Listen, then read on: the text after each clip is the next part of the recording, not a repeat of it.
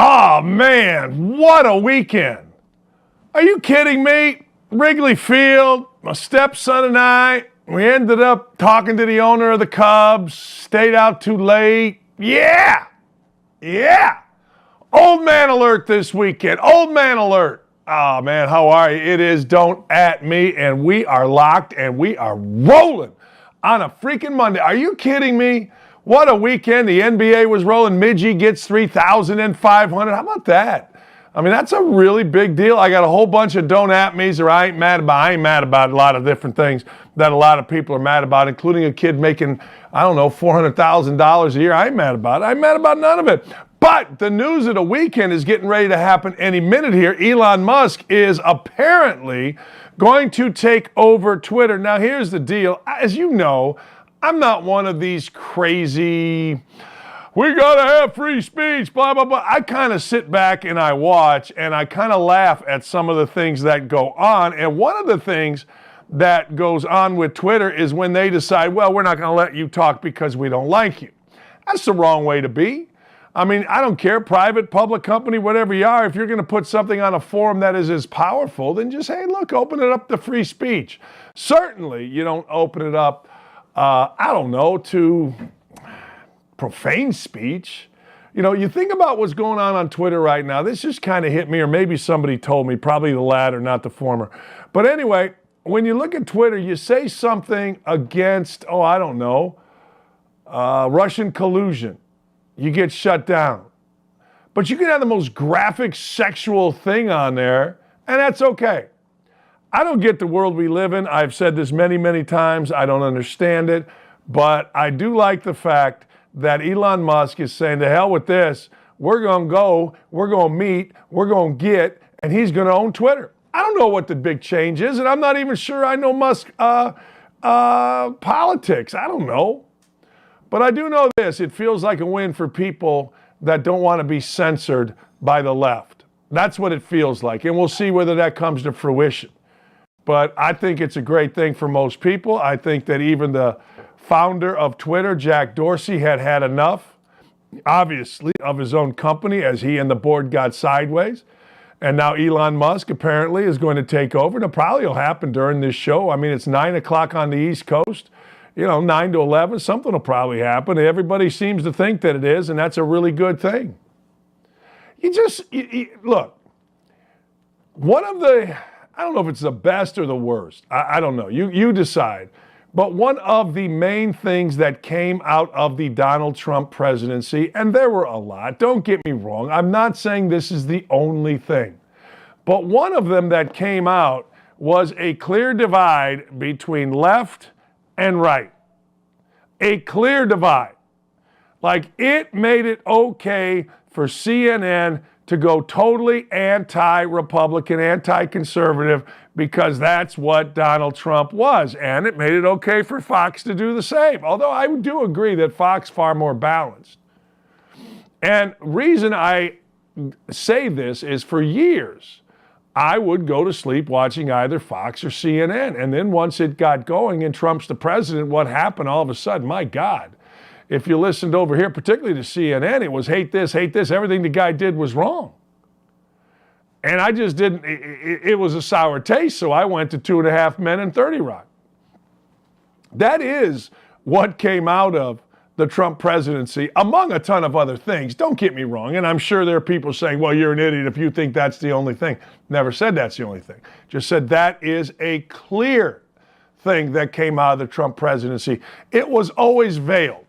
It was always hidden. It was always assumed. It was always thought of that this side had CNN, right? This side, maybe Fox a little more fair and balanced. CNN always try to act fair and balanced, but then when the Trump presidency came, they just absolutely lost their mind. And now you've seen what's happened. Now that Trump's out of office, they can't get anybody to watch it, and they shouldn't. You got to be at least a little bit objective. You can dislike, you can spin, you can do it, but you got to be a little bit objective, I believe, in the world of politics, in the world of sports, in the world of social justice, in the world of everything. You got to be objective. If I'm sitting there with a camera in my face and I see a town burning down behind me, I don't think you can say it's a peaceful protest. I think by definition it's not, and that's where you lose people. you try to spin your narrative and you try to make people feel stupid. Like if I'm watching, Sally Jones or Jimmy Jones or Jeffrey Bag of Donuts live from downtown Indy, we've got a peaceful protest going on, and I see people throwing rocks and I see people burning down stuff. It's not a peaceful protest. And it's over. People are done. So we shall see what we shall see. We shall see, number one, if it happens, which most are assuming it does. Number two, we shall see the impact. And the impact will be, I don't know, maybe it'll be immediate. Maybe all of a sudden, I guess Donald Trump is the barometer. We'll put him on and away you go. I don't know. I honestly do not know. But we shall see.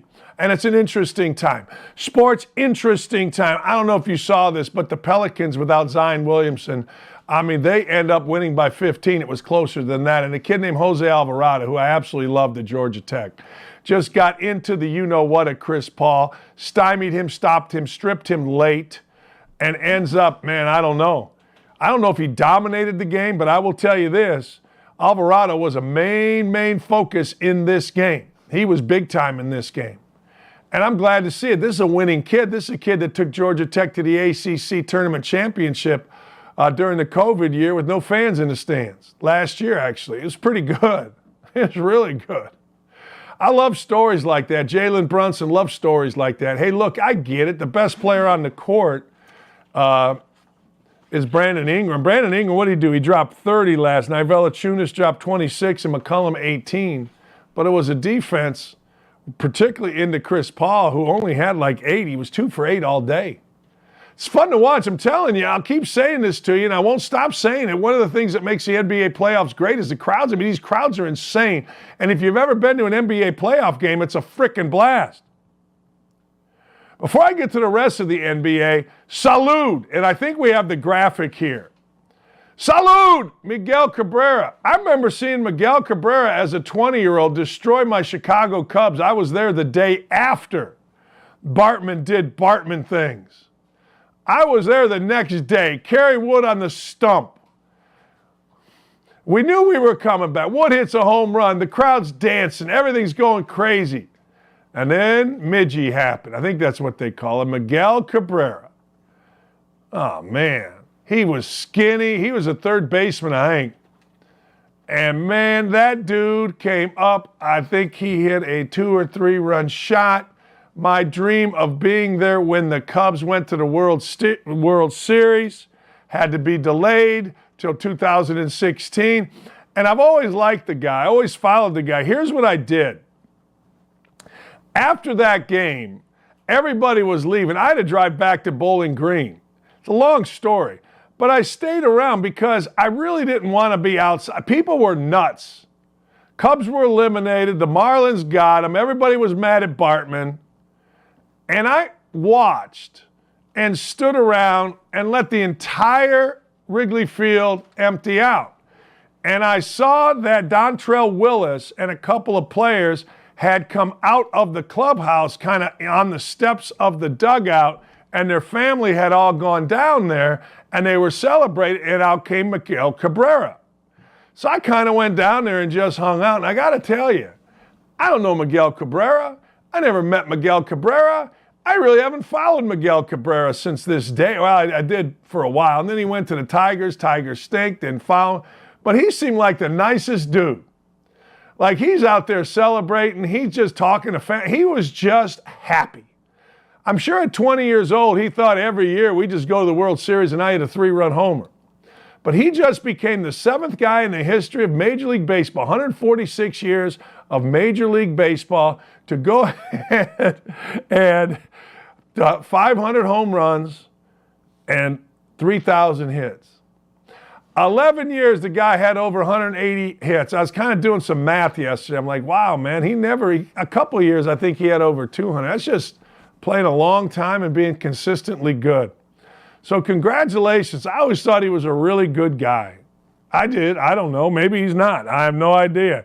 But as a college basketball coach at the time, watching how Miguel Cabrera and Dontrell Willis, how they were, man, I liked them. It hurt that the Cubs lost. It was crushing, actually, that the Cubs lost. Other than my kids, the Cubs are my team. Like my kids' teams and the Cubs, and that's pretty much it. It was devastating. But that's all right. Good for Miguel Cabrera. So I go to Chicago on Friday.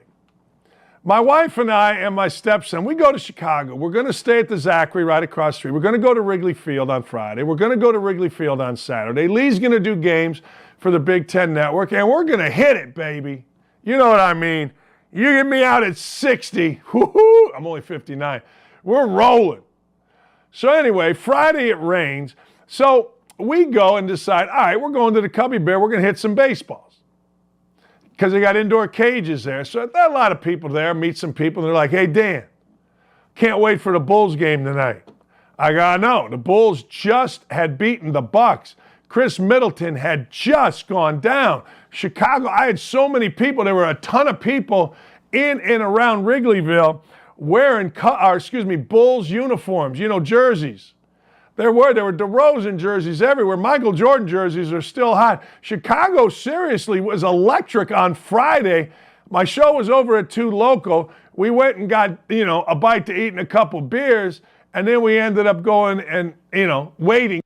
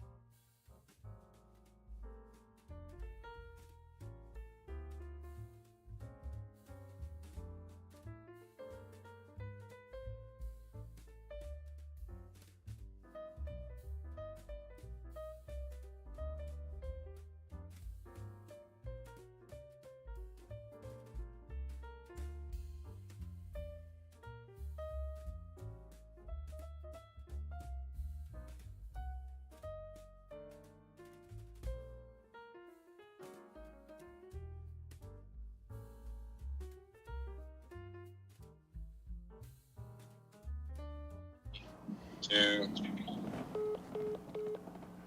Hey, how are you? You missed me, did you? Look at me.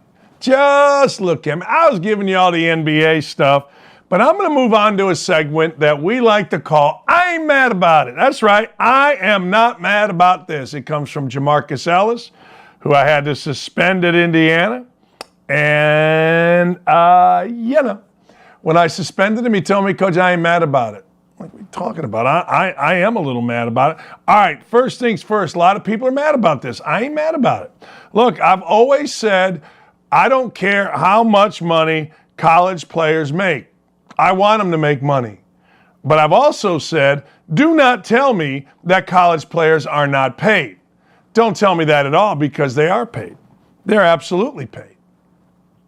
So now we've got NIL money.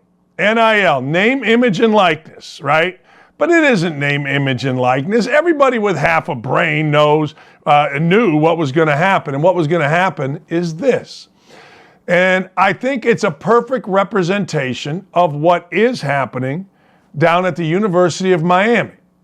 University of Miami under Jim Larrañaga is ahead of the game, and they're ahead of the game because of a guy named John Ruiz. John Ruiz owns a company called LifeWallet. LifeWallet, he decided, John Ruiz, was going to fund athletes. I think every athlete was going to get like $5,000, I don't know.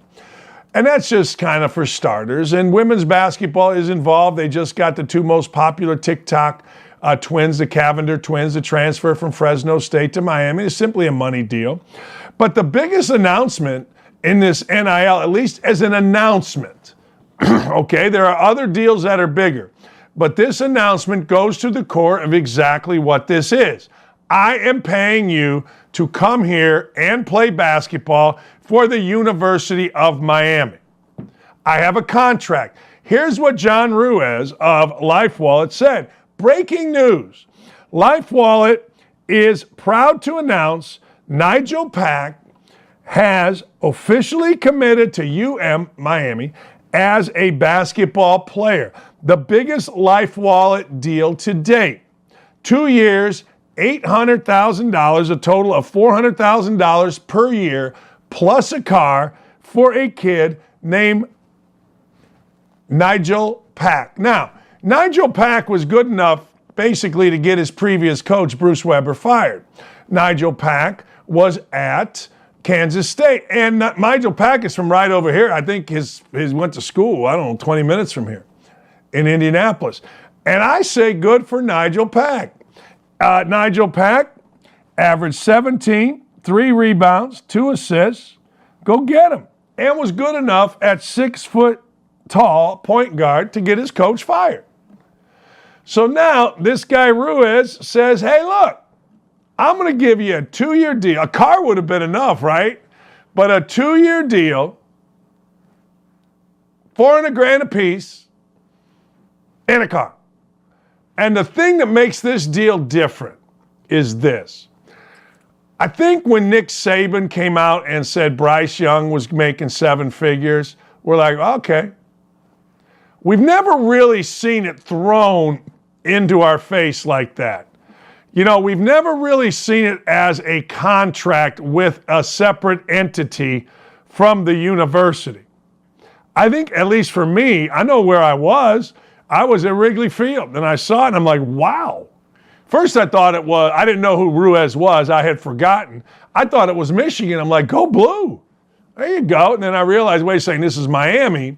So I saw this as the first time this has been thrown right at me. Now, there's nothing, and I mean, let's be honest, there's nothing Nigel Pack is going to do for LifeWallet. LifeWallet, when you go to their website, LifeWallet powered by MSP Recovery. Take control of your health through innovative technology, saving time, saving lives. All right, there's no benefit for LifeWallet for having Nigel Pack. He's making more money than 12 Miami Dolphins football players are, by the way. So this is simply, hey, look, I have a lot of money, Ruiz does, the lawyer. I want to give it to Miami's players because I want Miami to be good. That's kind of where this is. And there's nothing wrong with that. I don't think I certainly don't have a problem with it. But it is going to be interesting, the reaction to Nigel Pack when he plays on the road or with his teammates. Look, if I'm sitting there grinding it out every day at Miami for the last couple years, and I'm a good player, and all of a sudden this guy comes in and he's getting $400K in a car. And oh, by the way, ladies and gentlemen, I don't know if you know this, but college kids, hell, young adults, probably guys my age, well, absolutely guys my age, aren't afraid to flaunt their wealth.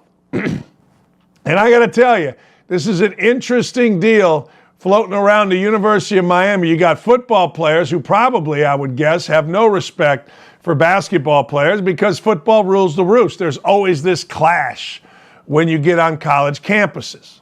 It's going to be fascinating. It's going to be interesting. And I ain't mad about it. Go get them. I hope my school, Indiana, signs somebody for however many. I hope so. I mean, let's go. Hey, if you're going to go big, baby. If you're going to go big. Getting paid, all the work. This is Jim Tomlinson, all right? I'm going to get into Ben Simmons in a minute. I didn't really have it on my list, but I got to get into Ben Simmons. I ain't mad at Reggie Miller, Carl Banks, and others coming into Ben Simmons' life. These guys have been killing him. I'll read this later on in the show, what these two guys said, but I ain't mad about it. I ain't mad about none of it. Hey, look, and I ain't going to be mad. I'll tell you the truth. I know they're just kids, but do you, as Nigel Pack, do you forfeit being a kid and become a professional when you take a deal like this? Do you open yourselves up? Now look, people don't want to talk about kids. Like the basketball media, ever since I'm out of it, the basketball media, nobody criticized players, nobody criticized coaches, and that's fine. But the truth of the matter is, does that change? Does that change? And do you start moving into, where Reggie Miller and others, or maybe Billis or others, start being overly critical of you as a college player because you're making this kind of money? I don't know. Tell you what else I ain't mad about. I'm a big fan of Shaq. Shaq went out and said, hey, look, I'll coach the Lakers. Damn right I'll coach the Lakers. I'll get this bad boy straightened out. I'll get it going. Mark my words. But here's the caveat. The caveat is you got to pay me $25 million a year for a 4-year deal. How good is that? Yeah, Shaq. Let them know. See, I've talked about it on this show. I've said on this show, hey, look, you got to know what you got. And if you're going to bring Shaq back to LA as the coach, Shaq knows what he's got. What does Shaq got? Shaq got star power. What do the Lakers need? They don't need star power. I hate to say it. They got star power. What the Lakers need is somebody that can figure out how to live life with LeBron James and let's go. Period. That's what they need. Anything other than that, crap. Crap. They don't need star power. They need some players around LeBron. But I like what Shaq's doing. Hey, Shaq ain't working on the cheap. Shaq just say, hell, I'll go do another General commercial. They'll pay me $10 million. Good for Shaq. I'm all in. I'm all in on knowing what you got. Guy like me, what do I got? I got squat. Shaq knows what he's got.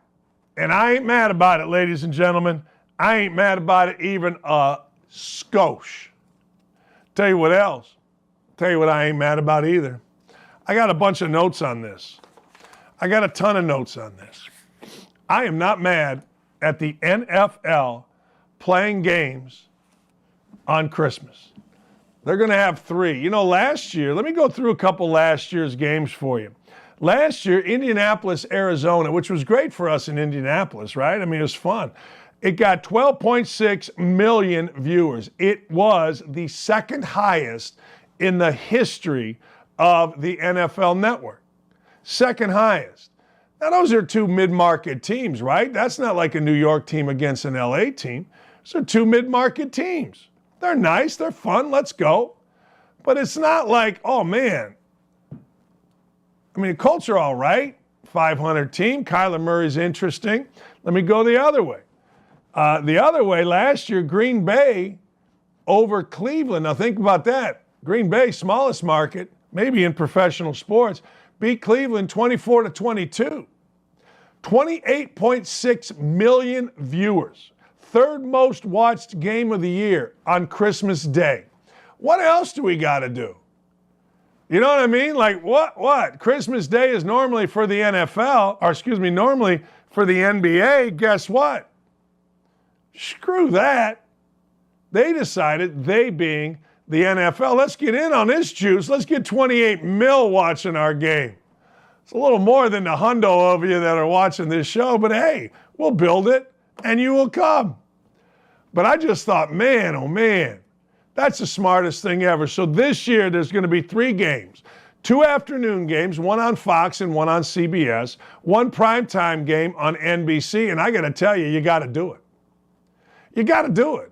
I mean, what are we doing on Christmas Day? We're opening presents, we're hanging out, we're playing with the kids, we're doing whatever. I don't know. If you're down in Florida, maybe you go golfing or play pickleball. I don't know. If you live in Indianapolis and it's snowing and it's blowing and it's crappy, I don't know. What do? You hang out. I think it's a great move. Look, the NBA really smart with their quadruple header or 5-tuple header, really smart. And I got to tell you, the NFL, really, really smart. And there is no way in heck I am mad about that. I ain't mad about that even a little bit. David Bell. Do you know the name David Bell? David Bell from Purdue. He went to Warren Central High School right here in Indy. David Bell, I think, is going to prove to be not the best wide receiver in this draft. There's some good. Jamison Williams, Chris Olave, there's some good wide receivers. John Mechie I really like, although I don't know if anybody else does. But the fact of the matter is, David Bell, whoever picks David Bell, I ain't mad at. Not even a little bit. Let me tell you about a kid named David Bell from Purdue. David Bell in high school played for a high school basketball coach named Chris Byers, a great high school basketball coach. And all the rage in Indiana was a kid named Romeo Langford. He was the rage. Like, he's the greatest player ever. I thought he was just a shoe guy, meaning he didn't play when he went to Indiana. He had a nice year, but he didn't play to win games. He played for his brand. He was the second guy, actually, that I ever saw at Indiana that played for his brand. Well, David Bell in high school, in front of about 8,000 to 10,000 people, gets the ball with I don't know how much time left, 3, 2, 4, goes, knocks it in, beats Romeo Langford. David Bell then wins a state championship as a basketball player after, I believe, winning a state championship as a football player. He goes right to Purdue. He could have gone anywhere in the country. He goes right to Purdue, becomes a starter, 9 of the 12 games as a true freshman, immediately in. Last year, he goes 93 catches, 1,286 yards, despite missing 2 games. He missed one with a concussion, and then he opted out of a bowl game. I will tell you this. David Bell, in my opinion, is the most sure-handed wide receiver in the NFL, in the NFL draft. David Bell's problem is this. He ran a 4.6 40. David Bell isn't a 4.4 guy, 4.3 guy. Anything over 4.5, as you all know, is a problem, and you may not be drafted on the first day. Let me just explain to you and whoever you is. If you get David Bell, I guarantee you when we revisit this conversation a year from now, let me tell you what you're going to be. Your toes are going to be tapping because David Bell will go up and make every catch possible in traffic. David Bell, I know he's not the fastest guy, or so they say, but David Bell gets open. David Bell does not jack blank around. David Bell somehow, some way runs great routes, gets open. If the ball touches his hands, he catches it. Period. He's not one of these guys that only makes, right here plays. He makes out here, up here. He makes them in crowds. Mark my words as we move to the draft. You want David Bell on your team. Now, if I'm the Colts, I don't need David Bell right now. I'll take Chris Olave. I'll take Jameson Williams. I get it. Hey, what's the kid Wilson? Garrett Wilson. I'll take those guys. I want those guys. I need a burner. Depends on your team. We got Michael Pittman Jr. We got that covered. I'll take him in the 3rd round. I'll take him in the 4th round. But don't be surprised if David Bell doesn't, 1, move up from the 4th or 5th round into the 3rd or 2nd, and 2, a year from now, if they redrafted, people would be saying, man, David Bell, pretty damn good. You heard it here first. Brady and Rodgers versus Mahomes and Allen in a golf match. I like these things. It's not till June. They announced it the other day. I got no problem with this. In fact, I like it. It's going to be at the Wynn Resort, right on the Strip. Rodgers for handicap 4.6, Brady 8, Mahomes 7, and Allen 9. Here's what I like about this. Whenever you involve Tom Brady, he's going to make it special. How? Because he's going to tweet about it. I don't know if he does his own social media. Hell, I should hire whoever does his. But he will tweet about it. He will make it fun. A lot of people say, I don't want to watch that crap. Let me ask you a question. What are you watching in June? What are you watching in June? Can anybody tell me? The NBA playoffs are kind of coming to a one. You got nothing. What are you going to watch? The Rays and the Yankees? I don't know. Yeah, I probably would. Actually, it'd be a good series. I'll watch the Cubs. I'll do whatever you'd like. But that's what I'm watching. Period. That's what I'm going with. And I can't wait. All right, Matt Corral. This happens every year. Every stinking year. Every year there's a guy. Every year there's a quarterback. Every year there's somebody that is out there that gets bad-mouthed in the media. This year's guy, Matt Corral, the quarterback from Ole Miss. Couple of things. One, I like Matt Corral. Matt Corral did not opt out of his bowl game. Matt Corral said, no, hell no. I'm going to play. Why not? Well, I'll tell you why not. Because Matt Corral got hurt. Dude got hurt. And when you get hurt, guess what? Everybody then starts questioning, well, you shouldn't have played in the bowl game. What are you doing? Why'd you play in a bowl game? Shouldn't play in a bowl game. Well, maybe they're right. So it was good to see Matt Corral back out playing. But here's the deal. Then all of a sudden, anonymous, and this drives me nuts, anonymous coaches from the NFL start bad-mouthing the kid. And listen to one of the things that it was bad-mouthed about. You ready? Matt Corral in high school got in a fight with one of Wayne Gretzky's kids. And ultimately, I guess, ended up transferring high schools. Now, I got to tell you, that's one of the great things ever. Hey, man, we're not drafting you because back in high school, you got in a fight with one of Gretzky's kids. Huh? Think about this. I always think this way. So if I was coming out of college and somebody said to me, yeah, and this did happen. Yeah, you know what, Dan? In health class, this big lineman on the football team, he came at me in class, and I punched him, and I knocked him into a girl named Sherry Matthews.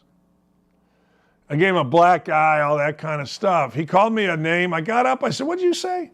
He got out of his seat. He came at me, and I got the first punch in. You got to get the first punch in. So I wasn't good enough to play in the NBA. But if I was good enough to play in the NBA, who are you crapping? Hey, I heard you got in a fight with a big lineman. Yeah, so what? Who gives a rat's? You know what I'm saying? Why would anybody care about a fight from high school? Explain that one to me. Well, you know, he got a fight in high school. So what? I mean, I don't know. Is that a big deal?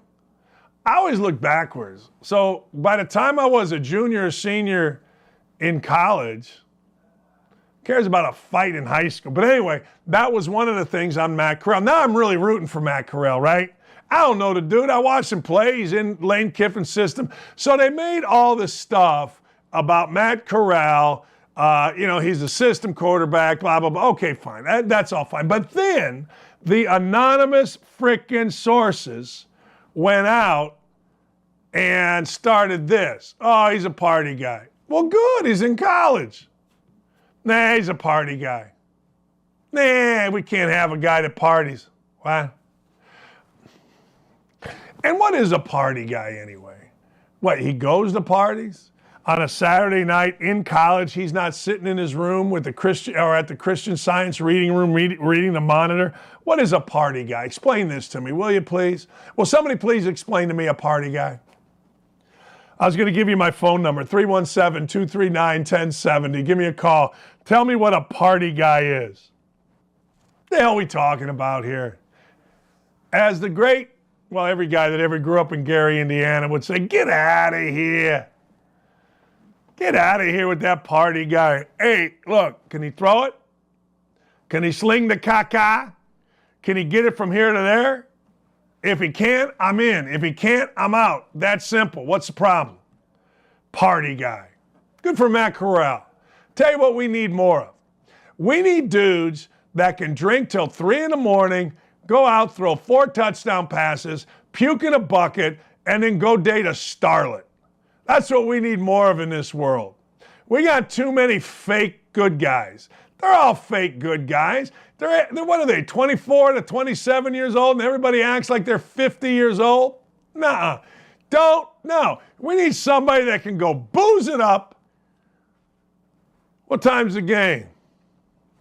All right, I got 4 hours sleep last night. I ain't losing this damn game. Pukes in the huddle, slings it around, 350 yards, bunch of touchdowns, and the next thing you know, I don't know, tell me a star. Britney Spears is hanging out with him. We need more of that in sports. That's more interesting than Matt Ryan. Matt Ryan's coming to the Colts, and none of you have seen Matt Ryan. That's what I'm going to talk about today on my show this afternoon. Hey, I got the Colts winning the division because I like Matt Ryan as a quarterback, but I ain't going to lie to you. I ain't seen Matt Ryan. How have I seen Matt Ryan? Anybody, other than the Super Bowl, you seen Matt Ryan? No, you know what Matt Ryan is. He's a senator. He looks like a senator. These young guys, they don't understand what they have. Go out. But you got to be good. You got to be really good. Nah, I'm just kidding. Don't do that. Stay in, read the monitor, go to the Christian Science reading room, read the monitor, tell everybody that, I don't know, you know what I do at night? I stay inside and play Parcheesi with my roommate. You're in college. All right, I don't know the timing on this show today because frankly, I just don't, because we've had some internet problems. But you can't tell me, let's play the tackle in the Minnesota Timberwolves game. You can't tell me this isn't the best play of the weekend. It's a cat and mouse between that person and a security guard. And all of a sudden, boom, the tackling began. So here's the background. Apparently there are groups in Minnesota that are mad at Glenn Taylor, the owner. They say that he cooks chickens alive. Okay? Apparently he's got a chicken farm. All right, so he cooks chickens alive, and one person glued her backside to, to the court. Another person tried to chain herself to the basketball stand. So this person, an animal rights activist named Sasha Zemmel, she actually was dressed underneath the cloak as an NBA ref. She was arrested. Glenn Taylor is the person she's protesting. Roast animals alive, that kind of thing. All right, but here's the deal.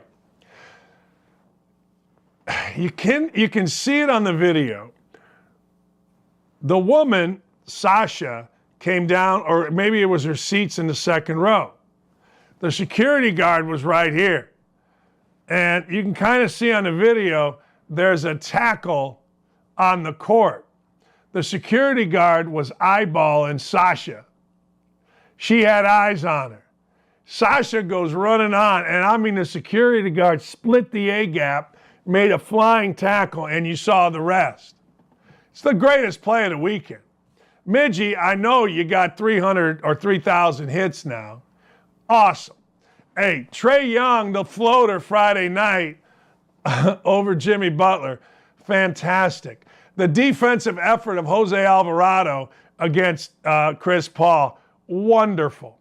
Cubs scoring 21 runs with my big you-know-what in the stands, tremendous. But I got to tell you, the hit of the day, are you kidding me? The hit of the day was the security guard on old Sasha. Sasha thought she was being slick. She has a seat right there. But the security guard had eyes on, baby. Yeah, she did. She had eyes on. Sasha, now I looked at this yesterday. I thought maybe that Sasha was going to blow up, right? Her Twitter and all that stuff. Yeah, it didn't really happen. It did. She's at 500 followers. I figured Sash, would. But I'll tell you what it has done, and this is always interesting to me. I like a good protest, and it has made people all of a sudden look at and say, well, wait a second here. What does Glenn Taylor do? I think people have done that. I do. I got to tell you something. Last thing. And I didn't have this, and I ain't mad about it. Although I think it's a bit unfair. Ben Simmons is being roasted, maybe unfairly. Angel Hernandez, he of the worst strike zone. A good Major League Baseball ump maybe misses 3-4 pitches during the course of a game. He missed 19 the other day, and Schwarber lost his mind. But here's the deal. That I ain't mad about losing your mind on Angel Hernandez, not even a little bit. I was actually at Wrigley when he threw Steve McMichael out for calling him some kind of vulgar name while he was singing the seventh inning stretch. But here's what I'm not mad about. Listen to this tweet from Reggie Miller. It's a picture of, I don't even know what Ben Simmons is dressed like. I have no idea. I'm not, how am I going to talk about fashion? But Reggie Miller, at Reggie Miller TNT, come on, man, out for game 4 when it was rumored you were going to make your debut.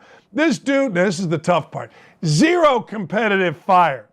As small a chance as the Nets have to come back in this series, you still have KD and Kyrie. All you need is to win one game and take it from there. Here's why that's interesting to me. Because Reggie Miller is usually, I personally think, one of the most positive dudes. Like, he's kind of like, I don't know, Mr. Happy. He wasn't very happy in this one. Then, here comes, where is Carl Banks? Now, if you don't know who Carl Banks is, Carl Banks was the opposite linebacker to Lawrence Taylor. Carl Banks was a bad man. Carl Banks says, so Ben Simmons shows up with, quote, back pain today. This emoji. Let me say this is a true OG. Some in this generation of athletes ain't about that smoke. In love with the idea of stardom, but deep down ain't about swear word. Stop propping these dudes up until they do something. Oh, are you preaching? It's the Tracy McGrady rule. Tracy McGrady got propped up like nobody's business, got endorsements like nobody's business, and next thing you know, Tracy McGrady didn't do squat. Yeah, he made some jump shots. I know he's a Hall of Famer. No, he's not. I mean, he's in the Hall of Fame. 21 minutes ago, we're going to keep track on this. The Blaze breaking. Twitter is expected to accept Elon Musk's offer to buy the company. Yeah, there you go. So I guess free speech will be coming. All right, it is draft day. We are going to talk about the NFL draft. We're also, however, going to talk about Deebo Samuels. Where's he going? Samuel, with my man, my main man, the great, not the good, the great Damon Bruce, live, ladies and gentlemen, from San Francisco. We'll be right back.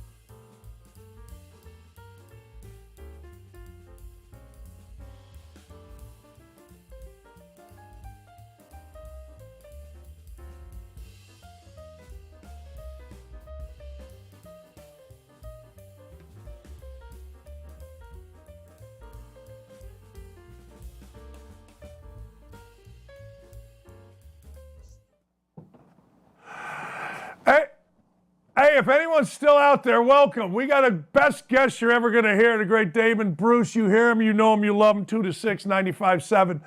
The game in San Francisco. If it happens in San Francisco, my man is talking about it. How are you? It's great to see you, Dan. Good morning. Good morning. It's great to be with you. It's been a long time since I've seen you. I think it was, I can't remember if it was a game in Assembly Hall where I bumped into you last or if you were out at the old ballpark here in San Francisco the last time I saw you. But it's good to see you again, man. Congrats with all the success in your show and Don't At Me. And here you are now pissing off the entire internet every single morning. And that's good for business. Yeah, we pissed them off to the point they didn't want to work earlier today. All right, let's get right to it. Your Warriors win, and your Warriors lose, and all of a sudden the Nuggets are saying they're beatable. What'd you see yesterday? No, they're not beatable. That was a terrible game by the Warriors, and that allowed the Denver Nuggets to be in that game. Iguodala was awful. Otto Porter Jr. was awful. I don't think you're going to see any of the Suns role players roll into Chase Center with games like that, shooting like that. This has gone exactly kind of how I saw it. I said it was going to be a gentleman's sweep, Warriors in 5. There's nothing off of that prediction that isn't tracking. The Nuggets are a good team. The Nuggets really did, through the, pretty much yeoman's work of Jokic, get to where they are. But they're playing against a very deep team without 2 of their 5 best players. And that means they're uphill no matter how good they're bouncing in the next game. Last game was the only night of competitive basketball that the Denver Nuggets really threw at the Warriors for more than a quarter. So no panic at all. As a matter of fact, right on schedule. Hey, you tweeted out exactly what I was thinking. Otto Porter takes the ball out of bounds, and they're trying to throw a lob in, and I'm like, whoa. You got all these guys. Number one, Otto Porter don't need to be making the play. Maybe at Georgetown 10 years ago, okay. But you got Curry, you got Thompson, you got Green. Just get the damn ball in and run a play. That's it. We don't need to go crazy here, did we? Run some action. You don't need a lob or a Hail Mary pass. You've been cooking everybody on screens and pick and rolls all night long. Look for an open shooter. You got 3 guys out there who are shooting lights out.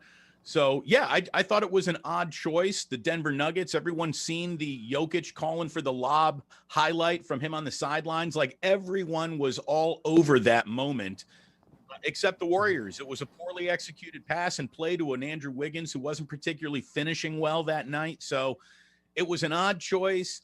I know that in the world of temporary outrage, everyone's trying to cook Steve Kerr today here in this market. Relax, everybody. They're going to go on to the next round.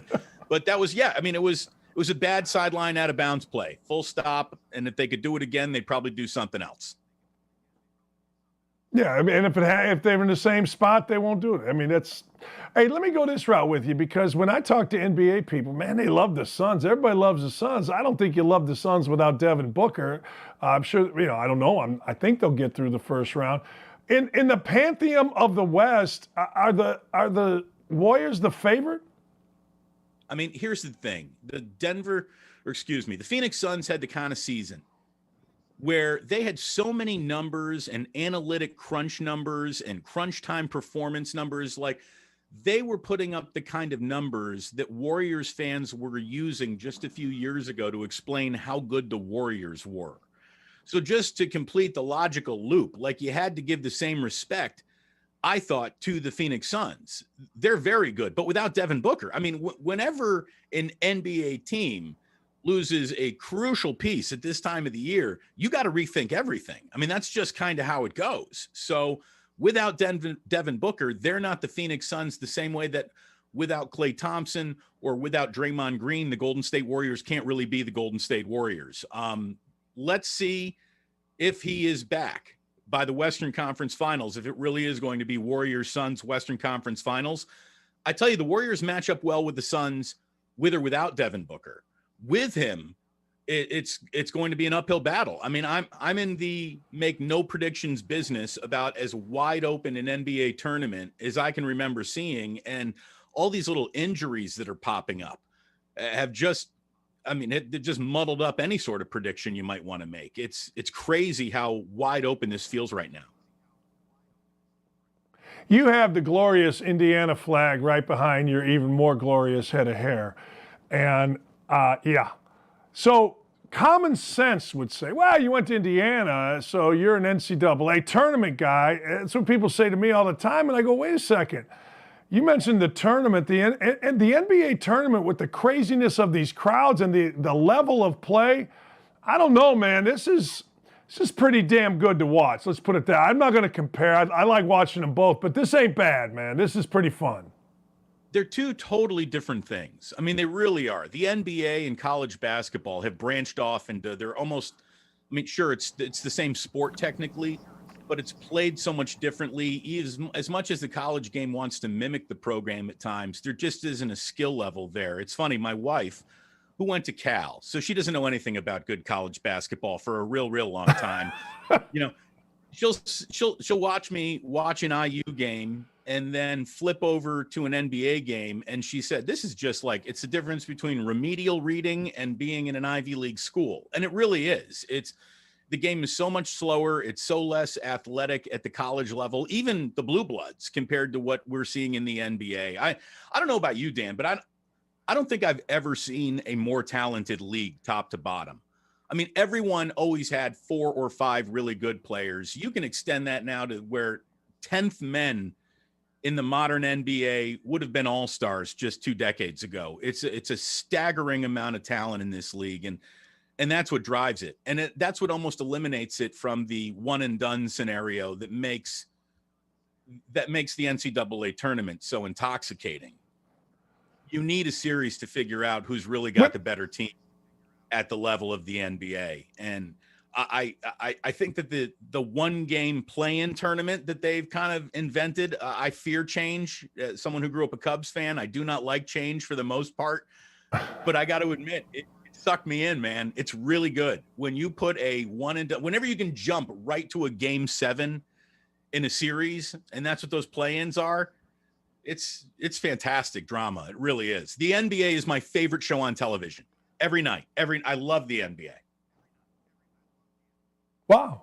See, I don't watch during the regular season, but I've said this for years, man. I mean, I watch a little. I watch the Pacers. You got to talk about them, but man, you get me into the playoffs. I swear to God, like tonight, I'm looking at, 7 o'clock. I can't wait to see what happens with Durant. You know, to your point about talent, John Morant made a play the other night, and Damon, I swear to God, I thought I coached some pretty good players at Indiana. Bowling Green, we had a couple guys play in the NBA. Coached against some, I never seen a guy make a play like this, where he jumped on this side from like 8-10 feet, and next thing you know, he went under, and the announcers acted like, it's just a normal play. And I'm saying to myself, no, this was unfreaking believable. And it happens, it's like Major League Baseball. Every night, Major League Baseball players make unbelievable freaking plays. Same thing in the NBA. Same thing. It's jaw-dropping talent, and it's incredibly. Here's what players don't get the credit for, is how efficient everyone is now. I mean, everybody knows where their spots on the floor are. Everybody knows where your bad spots on the floor are, and they're trying to push you into it, and you're trying to push away from it. I mean, the amount of individual wars that are going on in each possession, it's fascinating. And look, I understand if you got to watch 82 games of Pacer basketball, you can be driven away from the product. Out here with the Warriors, having a little bit of a resurgence after 2 years off with so many injuries, it's like we got it's like we got the Golden Gate Bridge put back between San Francisco and Marin. It's like everything feels a little bit more normal with the Warriors playing outstanding ball movement, team. I mean, what's incredible is how no matter what talent you have, how well or poorly coached you are, basketball and having a system still matters. This is why Brooklyn is done, because they have no offensive concepts other than, I'm going to take a shot, now you take a shot, and then let's just play laissez-faire defense. Like, when everyone has talent, when everyone has skill, now it's going to come down to who can execute it, who can stay disciplined. And that's where the playoffs separate the men from the boys here. And that's why you're looking at a team coached by boys, the Brooklyn Nets, is just fading into oblivion. I agree. I could not agree more. And I think you see the Celtics, who are coached by a guy that understands we're going to knock the hell out of you. We're going to do this, that, and the other. Hey, I can't, I know you got to run. I know you got a morning full with wives and kids and all that stuff. But did I One see wife, a party the other day We're not where that crazy in San Francisco. Oh, One okay. wife, 2 kids. All right. Well, I don't know. You hear things. You know what I mean? You hear things. And it's the West Coast. We're here in the Midwest, Debo goes to a party, place goes nuts. He's staying. What's the latest on Debo Samuel? Did something happen overnight where he announced through an IG message at a party he's staying? The only time I checked Twitter today was to dial into your show. But look, this shouldn't have gotten to this point. I mean, this is a player you sign. This is a player you sign. This isn't a player you rake over the coals to find the perfect amount of value in. Where can we fit you, slot you? Can we save $1 million here? Can we defer? You just pay this guy. He's got that level talent. And for them to have reached a point where it feels like bad blood is defining what looked to be a match made in heaven relationship, it's ridiculous. I think it's short business. What do the 49ers need in the draft? I guess it depends on Samuel. It depends totally on Debo. They don't pick until 61. They don't have a first-round pick. If you're asking me, it's corner, it's edge rusher. They have to be looking there. And if something, crazy were to happen with Debo Samuel, at that point, you're obviously looking to fill 2 skill positions. I mean, that's how unique he is. This is the one draft, Dan, where everybody's looking for their Debo Samuel.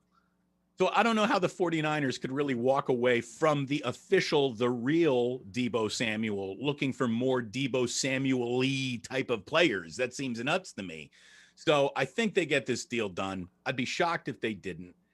And then 61. I mean, it's that's if that doesn't have best available written all over it, I'm not a sports talk radio host. Who's the quarterback? Trey Lance. Period. It's got to be. Is he? It's got to be. It's time to change. I mean, if you're looking to evolve as a team and you have a player that you've given up so much draft capital to add, he's gotten his holding a clipboard redshirt year, which is a luxury that very few teams drafting a quarterback that high can even afford themselves. The Niners afforded it to them, and the only criticism with this young man is he needs more playing time. And there's only one way to fix that, Dan. You play him. I mean, that's it. That's it. When the only thing left is he's got to play more, play him. That's the way it goes. So, I mean, Garoppolo did the process no favors with the offseason shoulder surgery, which clearly slowed down any ability to trade him or move on from him. They also want to do right by him. But, I'm sure it's like this where you are too. If there's one thing I know, it doesn't matter where you live. East, Midwest, West, doesn't matter where you live. North, South, East, it doesn't matter. Fans are impatient. I've heard so many fans say that the 49ers offseason has sucked. The draft hasn't even happened yet. I mean, don't stop talking about the offseason, which isn't even halfway over yet. There is an awful lot of time between now and week 1. So everyone just needs to take a breath and let the processes happen. We got kids going to Instagram to scrub themselves at teams before they've even started talking. It's just a weird world we live in. It really is. You get it. Do you understand? Hey, I do have Indiana. Oh, God, yeah. Indiana as the Big Ten basketball favorite next year, but Hunter Dickinson coming back may put that, I don't know, but that's where I got Indiana, brother. That's where I got Indiana right now, and we're not even a third of the way through the offseason. So, hey, we're impatient. Hey, I know you got stuff, man. Appreciate 20 minutes with you. Sorry about the delay. No problem at all. It's so good to see you, man. Keep up the great work, and let's do it again sometime. Anything from the West Coast, I'm your guy. You are always my guy. Thank you, Damon. That's Damon Bruce. He's the best. Anything you want to know in San Francisco, you just go to Damon Bruce. It's just what you do. I'm sorry, but you do. You go to his show 2 to 6 every day. And 90. What do I do? Do I fade to black? Yeah, have you ever been on a Zoom? Hey, too many. I hate these just things. Just do me one favor. Don't Jeffrey Tubin it. Don't Tubin it. I swear to God. Don't do that. No, anything else? I'm wearing shorts. I mean, it ain't pretty. It ain't pretty. Me too. Me too, brother. Great minds. Great minds. Cheers, Dan. Have a great day, pal. See you, brother. There you go. Shorts. You hit leave. And I know that much. I know you hit leave. Yeah.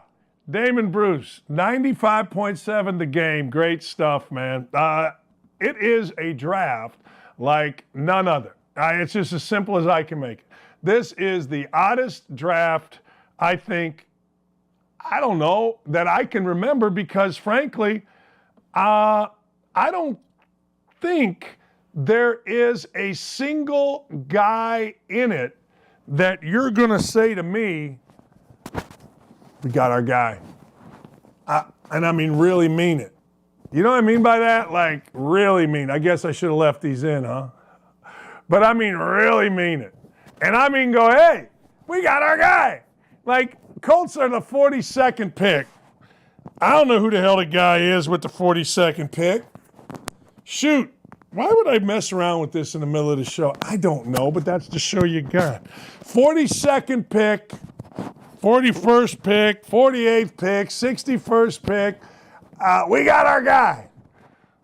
We don't have squat. Aiden Hutchinson. When we come back, though, our guy. We did a mock draft here, apparently. Now, I don't know. But Armando Salguero is our NFL guy.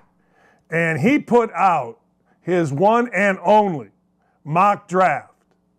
And that mock draft includes basically saying, hey, look, I don't know, Hutchinson number one, Thibodeau, I don't know. Willis is the greatest quarterback ever. Now, all of a sudden, he's bumping up. Matt Corral's not. I don't know. But I know this. There isn't a damn person in this draft that's going to get your fan base excited. And here's the reason. One, there's no quarterback. I don't care. You can make up that Malik Willis is now the greatest quarterback in the history of the world. You can make up whatever the hell you want. I don't care. You're making it up. Nobody in the NFL right now walks around and goes, hey, look, I got to tell you. We got the kid from Liberty.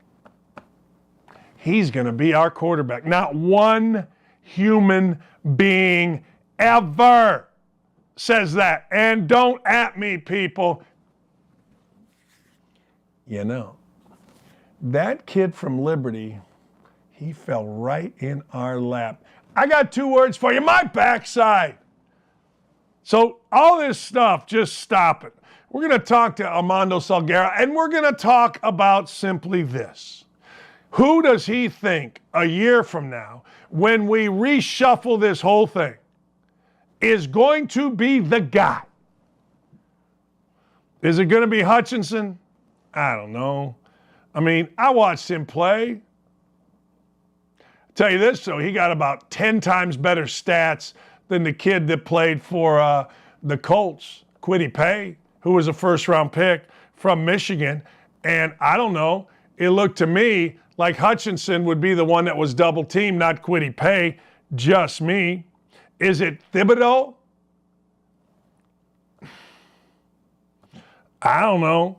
Here's my thing. I'm going with a guy that can rush the passer.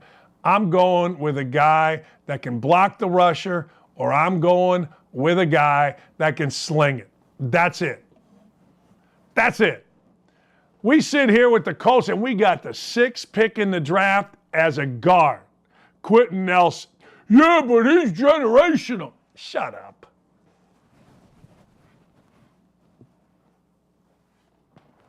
Generate this. Yeah, but we got a generational guard. No, we don't. Is there a generational guard in this? Let me tell you why this is an uninteresting draft. I'm going to tell you right now, according to Armando, defensive tackle, defensive tackle, defensive tackle,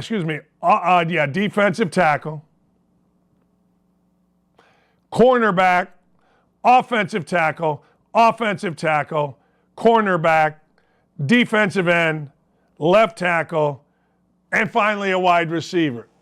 This may be the greatest draft in the history of football. I mean, I don't know. It could be. But when you got those guys at the top, it ain't the most interesting. I'm going to watch. All right, we'll get back into this. Where does, and I ain't mad at people for doing it. I'll tell you a guy that I would pick. When we come back, the first guy I'm going to ask Armando is about a guy that he does not have going until the teens. But I think he's a freaking freak. I do. I'll tell you who that is. We're going to come back with Armando Salguero and his mock draft. And what I like about Armando, he waited, he watched, he talked, he listened, he phoned, he received calls. He didn't put out 10 freaking rough drafts on his draft. He just gave you mock draft number 1, and oh, by the way, mock draft only number 1. Hold on before I go. Let me explain to you where the first quarterback pick is, and this is why I liked Armando's too. He's got, unless I missed this somewhere, which I don't think I did, his first quarterback pick is not Malik Willis. His first quarterback pick is a guy that I think he's absolutely right on. I'm not going to tell you who it is. It's called a tease in radio. His first quarterback pick is not until 19th and then 20th.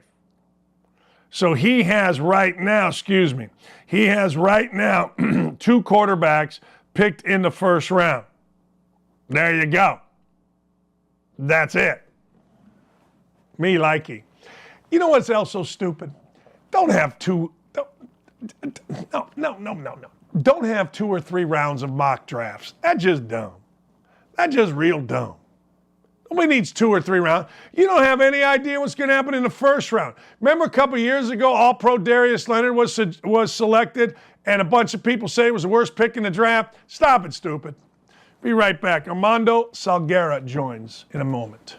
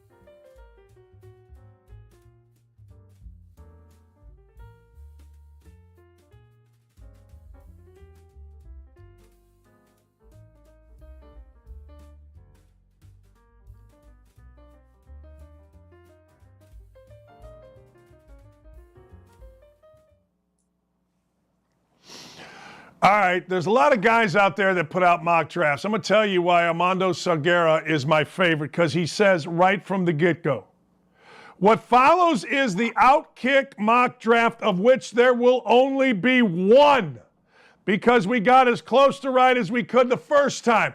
That's what I like. That's what I think should happen. I'm so damn good, I don't need 2.0, 3.0. There's no chicken blank here. There's no, well, no, I had him in my point 3.0. No, there's one mock draft. You waited, you listened, you talked to, you studied, and here it is. If you like it, great. If you don't, screw you. That's it. Yes, Dan. I remember writing "screw you" on the copy. That's exactly what I did. The big F you, yes. People. No. I love our readers, but I want to thank all the people at Outkick, all the staffers who put all their sources together, and we came up with what we think is going to be a fairly accurate mock draft. And look, if you get 6 right, 7 right, you're doing a heck of a job. But I'm comfortable where we're at. All right, two things. I think this is arguably the most or least interesting draft from a player perspective, but it might be the most interesting about who actually goes where. I don't know where this thing is headed. You've got Hutchinson number one. Give me why him number one, and do you agree with my assessment? Yeah, so I totally agree with your assessment. And the reason that I agree is there is no superstar that we know of in this draft. There's potential superstars, but there is no Andrew Luck. There is no Chase Young. There is no guy that we know 5 years from now will have 4 Pro Bowl berths to his credit. And so when you don't have that, especially at the very top of the draft, you're kind of, you're kind of snoozing through this whole thing, and everybody's going in all sorts of different directions because it doesn't have a face. The draft doesn't have a signature face. Having said that, so Aiden Hutchinson as the number one pick, look, he's safe. He's not going to be the next Reggie White, but he's going to be in the league 8 years from now, 9 years from now. He's going to give you 7, 8 sacks a year, and he's going to try hard, and he's going to be good in your locker room. I mean, what else do you want out of a draft that has no signature face? Who's the most talented guy? You know what I mean? Right. So let's go to the much talked about quarterback position. If you look at Malik Willis and just on pure arm talent, pure ability to throw the football, that guy has a lot of talent. The problem is, Dan, that he's very raw. He's not exceedingly big. He's like 6 foot and a little bit, so that's problematic for some teams. He's a project guy, and it's going to take a while for him to come around. The other guy that had a lot of talent that most people don't even have in the first round anymore is the outside linebacker from Michigan, Ojabo, because he ruptured his Achilles at his pro day at Michigan. And so he's very likely not going to play this year. And if he does, it'll be sometime in December, maybe.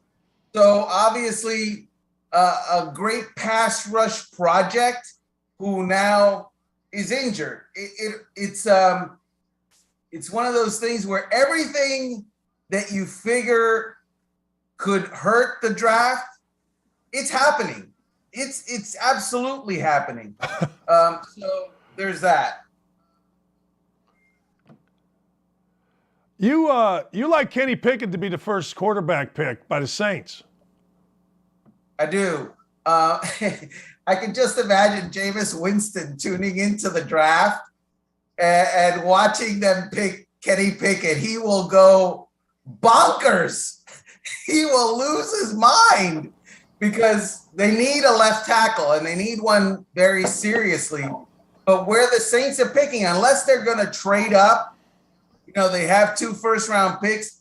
Unless they're going to trade up, they're not going to get one of the top left tackles. And so I've got Pickett going to the Saints because although Jameis Winston thinks he's a premier elite franchise quarterback, the contract that the Saints gave him doesn't say that, and his history doesn't say that. So the jury is out in that regard.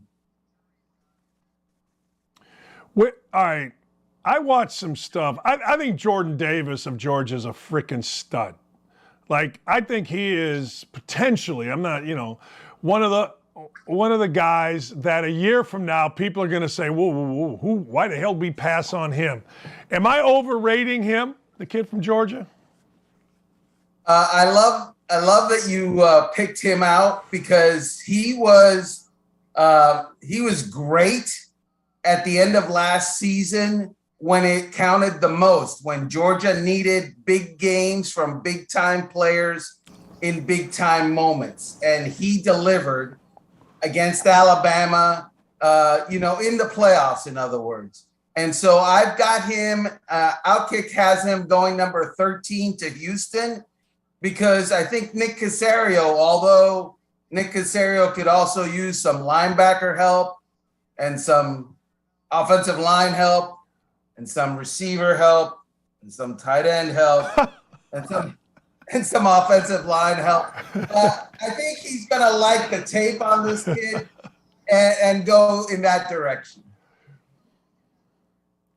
And a quarterback, I mean, maybe Davis Mills is the guy, right? I mean, hell, if he's the guy, he's the guy. So you got to, I don't know, but I would have, I'm telling you, I don't know nothing, but I would have a hard time passing on that kid. I just thought that kid and Derek Stingley, I don't know, they kind of stood out to me. I know Sauce is the boss, right? Sauce is the guy from the fourth pick. You have him going to the Jets, a kid from Cincinnati. And I like him, but I'm a big fan of Stingley. Maybe it's just because I remember his grandfather getting hurt. I was a Purdue fan back in the day. I don't know. Who knows? But I do like Stingley, and Saucy's going third or fourth. So there you go. Yeah. So I think we have Stingley going 7th to the New York Giants with their second pick. And the reason that I think that he doesn't go as the top cornerback in the draft, and he might, but the reason I think he doesn't is because of his injury history and durability history. And, I think that that's a big deal for a lot of teams. As Bill Parcells famously said, durability is an ability. And availability is an ability. And if you're not there, it doesn't matter how good you are, you're not there. So I like him. I agree with you, but the history is a little sketchy as far as actually being there for every game. Kyle Hamilton gets a lot of play, doesn't he? A lot of people say never draft an interior lineman or a safety. Kyle Hamilton, kid out of Notre Dame, seems to be breaking that mold. I mean, he whether he goes exactly where you say or he doesn't, he's still going to be a first-round pick, which is odd for a safety these days, no? Well, the NFL is kind of shifting around a little bit, and there's been coming for a while the idea that to have a good defense, you have to be strong up the middle, you have to be able to rush the passer. The way you got to be strong up the middle is interior linebacker and then the back end safety. And obviously, Kyle Hamilton is one of those guys that beyond his ability to play the game, he's just a leader. And he's one of those, he's that guy. 10 years from now, we'll all be talking about Kyle Hamilton as the leader of whatever team picks him, and the guy that is the spokesman for that team.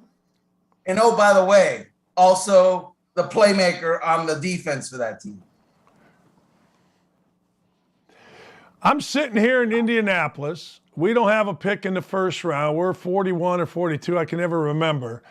You got a ton of wide receivers going. We need a wide receiver like we need air. Number one, I want to go through some of these guys, starting with Jameson Williams. But number two, how deep is this wide receiver crew that maybe the Colts can get somebody that can come in and play in the second round? What happened to T.Y. Hilton? I mean, he's out there. He's available. He's 110 years old. Got no availability. He's also very fast still, and also very good still. I mean, obviously, the dude's got to stay healthy, but look, the reason that we've got so many wide receivers going in the first round, and I think we have like 5 or 6, is the wide receiver market completely changed this offseason. You've got wide receivers now making what quarterbacks made 2 years ago. It's crazy. They're making 20, 25 million, $30 million a year. And so the only way to overcome that and not blow up your salary cap structure, if you have a good quarterback like a Matt Ryan, which the Indianapolis Colts have, is to draft the receiver, get them young, which means get them cheap. And that's what a lot of teams are going to do. And that's why when the Colts come around in the 40s, all the top receivers will be gone. They're going to have to do a lot of work to find, I think the second tier receivers, the less obvious guys. And don't ask me who those guys are, because I didn't do that tape study. No, you very clearly said, hey, look, here's the first round. It's going to go one time, kiss my you-know-what, and we're going to nail it. But I got to ask you about a guy, because I love this guy, Christian Watson out of North Dakota State. I've never seen him play, but let me tell you why I like him. He's 6'4". I have seen film on him. He catches a lot of stuff. And oh, by the way, at 6'4", he runs a 4.36, which is frankly in this draft for the Colts all I care about. I don't care about nothing. Just don't bring a slow guy. That's it. That's it. Yeah, a lot of people are liking him. And, it's funny when people say he's climbing up the boards. I don't ever buy the he's climbing up the boards, because nobody ever looks at every single board in the NFL and can look at it. So how do we know that they're climbing? But what we do know is this. Watson is 6'4" and runs a 4.36, but he has the body type where he can easily add 15 pounds of muscle and still be 6'4" and run a 4.36, except now he's also a great 50-50 catch type player. And there are questions, because obviously the competition that he faced, he didn't face the Alabamas, the Georgias, those teams. But look, speed, it translates. And it's not, for him, it's not track speed. It's football speed. He's fast on tape. And so that's why a lot of teams, I believe, like him. Hey, let me piggyback on that. Do people have competition questions about Malik Willis coming out of Liberty? Of all the questions that people have about Malik Willis, the competition question is one of them, but not the one. The question on him is, can he process? Is he more than a one-read quarterback? Is he big enough? He's only a little bit over 6 foot tall. And obviously that size, that experience, he's a very, very raw guy. He's not going to play his rookie year. Trayvon Thibodeau, we haven't talked about him. Interesting dude, right? Loads of talent, chess player, that kind of stuff. What are your thoughts on him? Would it surprise you if he went number one? He is, in my opinion, the most dynamic pass rusher of the group. And we've got in our draft pass rushers going 1, pass rushers going 2, pass rushers going 3. And of those 3, he is the most dynamic. People that I talk to in the scouting, industry, he sets some people the wrong way, I think. He's a little bit, the thinking is he's a little bit of a me guy. And it's an acquired taste for some teams. And meanwhile, you have Hutchinson, who is salt of the earth, and, kind of like confident, but not overconfident, not about himself. And so that whole deal there is a contrast that some teams, they love Thibodeau, because I believe, again, he's my guy. He's the guy that I would pick number 1, but that's not what I'm hearing from other, the people we talk to. You guys put this together, and I'm guessing this is a consensus, and here's how I would look at it. Since your name's on it, you probably had the deciding vote in whatever the hell, you figured out. Was there any other quarterback? And there's no running backs in here. Was there even a thought to adding a third quarterback or even one running back? Yeah, well, Matt Corral, who is, by the way, going to be in Las Vegas, and so Dan, I am also going to Las Vegas. So feel bad for Las Vegas. I'm going to be there for 4 days. Yeah. And maybe I'll get to the draft at some point. Right. The consensus is that Matt Corral is a borderline first round pick. Look, Matt Corral to me is smallish, and he's a one-read quarterback, and again, a project. Now, will the Detroit Lions, who have the final pick of the first round, do they look at him and go, yeah, why not? We've got Jared Goff, and we don't know what Jared Goff is, so let's do this. They might, but he would probably be the third guy off the board after Kenny Pickett of Pittsburgh and Malik Willis of Liberty. No running back? Yeah, so what's his name? Brees. Is it Iowa State or Iowa? I had the Bill. A lot of people are telling me that the Bills are going to draft a running back. And we went with, the interior offensive lineman because we're not sexy. We just like, the big nasties. But yeah, there is one running back. I got to look at my notes. Hold on a second. It is Brees Hall. Brees Hall, exactly. So runs high a little bit, but a monster. But again, we've got him in the second round. Yeah, it's interesting. I mean, I'm looking at the kid. I looked him up while you were talking. Here again, because this is all I care about in the world. 4'3" at 4'3" at 220 pounds. Obviously, Iowa State, the Spiller kid. Good play. And I did like Kenneth Walker. He really came on after transferring. But yeah, it continues to fascinate. And again, if there's no highly crazy, we got to have a quarterback. I swear to God, it is all offensive tackles, it is all pass rushers, and it is all corners, and that makes sense to me. I want to go back to something you said. Wide receivers getting paid like quarterbacks. Obviously, Stephon Diggs is that guy. So as we look at it, are we going quarterback?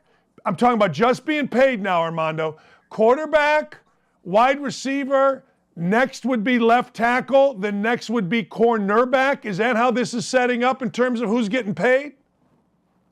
Well, definitely quarterback, wide receiver, yes, cornerback, edge rushers. Remember those? This is a year in which, edge rusher. And so Von Miller got a $140 million contract, for God's sakes. And he's like 33 years old. 32 years old. So, look, going back to the conversation we had about the running back, the NFL has made it very clear that it is going to be about one thing and mostly one thing, and that is passing the football.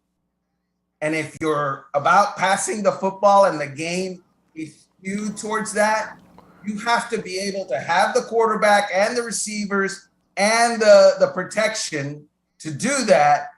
And if you've got that, you've got to start defending it, because otherwise, those 13 seconds that the Buffalo Bills had against Kansas City, it wasn't because Josh Allen isn't a good quarterback.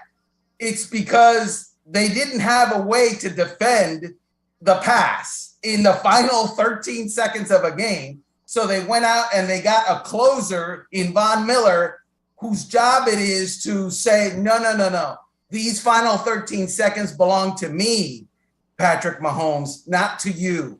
And that's the answer. That's the game that teams are playing. No, it makes perfect sense. I mean, I've always said this, if you can't rush the quarterback, you can't play in the NFL. You're going to, other than you better go get 40 points. And there's a lot of reasons. There's a lot of reasons for it. But I think it's fascinating how, man, you go from got to have a running back, got to have that, to no. The less sexier positions are being sexy. All right, let me ask you this before I let you go. Very impatient world that we live in the NFL. We pretty much know that. Who do you like going into the draft? Which team do you like that has, in your opinion, made, I don't know about the best moves, but some really darn good moves in the offseason? So, look, a lot of people are saying that the AFC is now loaded because, especially the AFC West. Have you noticed who the quarterbacks are in the AFC West? I mean, Justin Herbert, Patrick Mahomes, Derek Carr, and Russell Wilson. I love what the Denver Broncos have done this offseason. They also added Randy Gregory, so they've got the pass rusher and the Super Bowl winning quarterback, and they already had a pretty good defense, by the way. The Dolphins went out and did some things. They added the receiver in Tyreek Hill. They added Teron Armstead from the Saints, so they've got the protection. I'm not sure about Tua all that much, but we'll see. They are. I'm not. We'll see who's right. And clearly, Indianapolis, what did they lack? What was the reason that they did not make the playoffs last year? Was it because their defense wasn't good enough? No. Eberflus got a job as a head coach as a result of the work that he did with that defense.